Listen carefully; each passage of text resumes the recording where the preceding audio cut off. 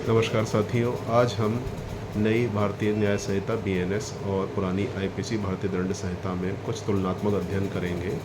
इस अध्ययन को हम शुरू करेंगे अध्याय 5 से। अध्याय 5 जहाँ पे जो प्रावधान है वो है स्त्री और बालकों के विरुद्ध अपराधों के विषय में, और यहाँ पे जो प्रथम इसका भाग है वो लैंगिक अपराधों के विषय में है। तो इसके बारे में हम जानेंगे। पूर्व में भारतीय दंड संहिता आईपीसी की धारा 375 जो थी वो वर्तमान में बीएनएस की धारा 63 है, जिसमें कि बलात्संग की परिभाषा दी गई। 375 आईपीसी अब 63 बीएनएस हो गई है, जिसमें बलात्संग की परिभाषा दी गई है। अगली धारा है आईपीसी की धारा 376 जो अब बीएनएस की धारा 64 हो गई है। 376 में बलात्संग के लिए दंड था, जो धारा 64 बीएनएस में आ गया है। अगली धारा है आईपीसी की 376 डीए और 376 डीबी। इन दोनों में जो अपराध वर्णित था वो अब धारा 65 बीएनएस में वर्णित है। यहाँ क्या है, कुछ मामले सामूहिक बलात्संग के लिए दंड, जहाँ पे ऐसे मामले हैं जिनमें सामूहिक बलात्संग के लिए दंड प्रावधानित किया गया है, वो धारा 65 बीएनएस में है, जो पहले 376 डीए और डीबी में आईपीसी में वर्णित था। अगली धारा है हमारी 376 ए, जो अब बीएनएस भारतीय न्याय संहिता की धारा 66 हो गई है। इसमें है पीड़िता की मृत्यु या लगातार विकृतिशील दशा कारित करने के लिए दंड।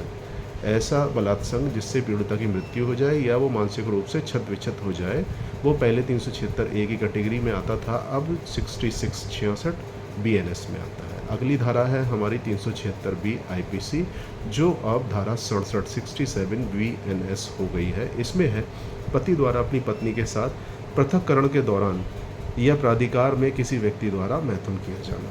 पति द्वारा जब पत्नी पृथक्करण की स्थिति में रह रही है तब उसके साथ यदि बलात्संग किया जाता है तो वो जो चीज़ है वो धारा 67 बीएनएस में है। अगली धारा हमारी है आईपीसी की धारा 376 सी, जो अब बीएनएस की धारा 68 है, जिसमें है प्राधिकार में किसी व्यक्ति द्वारा मैथुन। कोई ऐसा व्यक्ति जिसे किसी महिला बालिका की कस्टडी दी गई है, वो यदि उस प्राधिकार में होते हुए उसके साथ बलात्संग करता है या मैथुन करता है तो वो धारा 68 बीएनएस में आता है, जो धारा 376 सी में पूर्व में था। अगली धारा जो है वो 376 डी आईपीसी है, जो अब बीएनएस में धारा 70 बन गई है, जिसमें सामूहिक बलात्संग के बारे में विस्तार से बताया गया है। अगली धारा है 376 ई आईपीसी, जो अब बीएनएस में धारा 71 बन गई है, 71। इसमें अपराधों की पुनरावृत्ति करने पर क्या दशा होगी, किस तरह का अपराध, किस तरह का दंड दिया जाएगा, इसके बारे में विस्तार से बताया गया है। जो दो धाराएं यहाँ पे बीएनएस में नई बढ़ी हैं, उनमें पहली है 69 जो आईपीसी में नहीं थी।